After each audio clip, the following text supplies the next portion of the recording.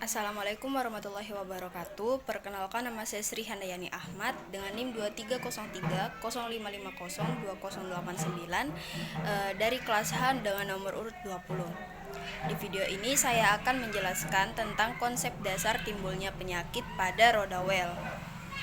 Nah, sebelum itu saya akan menjelaskan tentang konsep roda well.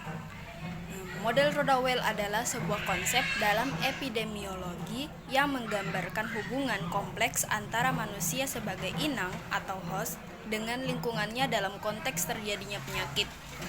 Model ini menggambarkan manusia sebagai pusat roda dengan berbagai faktor lingkungan yang mengelilinginya seperti jari-jari roda. Nah, selanjutnya komponen utama roda well.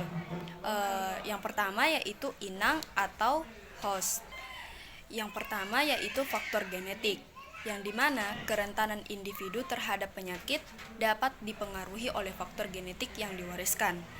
Selanjutnya yaitu status imunitas, yang dimana kekuatan sistem kekebalan tubuh sangat berpengaruh dalam melawan penyakit. Kemudian ada usia. Usia dapat mempengaruhi kerentanan terhadap penyakit tertentu. Kemudian jenis kelamin. Beberapa penyakit lebih sering menyerang jenis kelamin tertentu.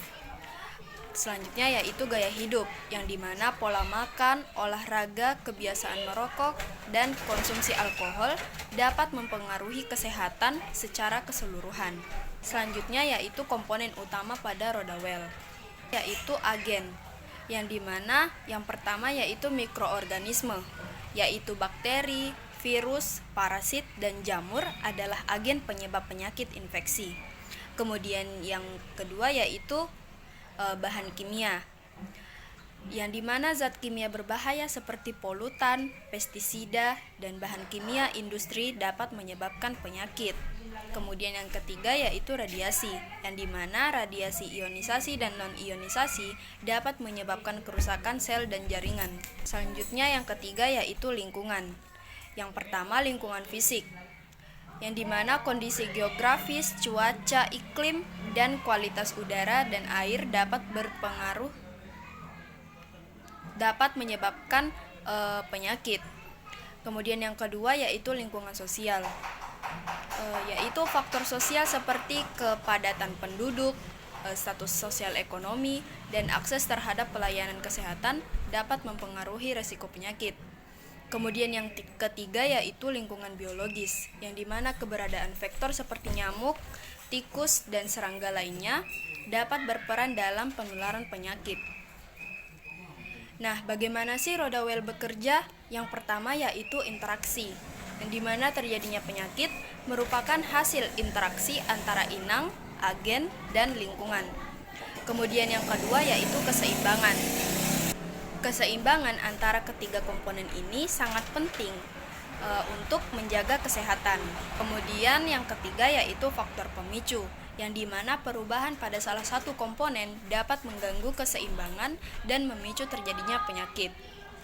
Selanjutnya yaitu contoh penerapan model roda well. Yang pertama yaitu demam berdarah, yang dimana virus dengue sebagai agen, nyamuk Aedes sebagai vektor, kondisi lingkungan yang mendukung perkembangan nyamuk, dan faktor individu seperti status gizi dan imunitas menjadi faktor penting dalam terjadinya penyakit ini. Kemudian yang kedua yaitu penyakit jantung, yang dimana faktor genetik, gaya hidup tidak sehat seperti merokok, kurang olahraga, makan tidak sehat, dan lingkungan yang tercemar dapat meningkatkan risiko penyakit jantung. Kemudian selanjutnya implikasi untuk pencegahan penyakit, yaitu memahami model roda well sangat penting dalam upaya pencegahan penyakit dengan mengidentifikasi faktor-faktor risiko yang terkait dengan suatu penyakit.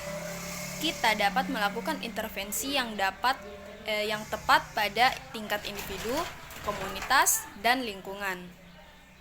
Selanjutnya yaitu intervensi dapat dilakukan dengan 3 cara. Yang pertama, modifikasi faktor risiko, yaitu mengubah gaya hidup, meningkatkan imunisasi, memperbaiki sanitasi, dan mengendalikan faktor penyakit. Kemudian yang kedua yaitu peningkatan kesadaran, yang dimana memberikan edukasi kesehatan kepada masyarakat tentang pentingnya menjaga kebersihan dan pola hidup sehat. Kemudian yang ketiga yaitu penguatan sistem kesehatan, yaitu meningkatkan akses masyarakat terhadap pelayanan kesehatan yang berkualitas. Kemudian yang terakhir yaitu contoh model Rodawell, yang dimana yaitu penyakit herediter proporsi genetik yang lebih besar, seperti pada contoh gambar di bawah ini. Sekian dari saya, kurang dan lebihnya mohon dimaafkan. Wabillahi taufiq wal hidayah. Wassalamualaikum warahmatullahi wabarakatuh.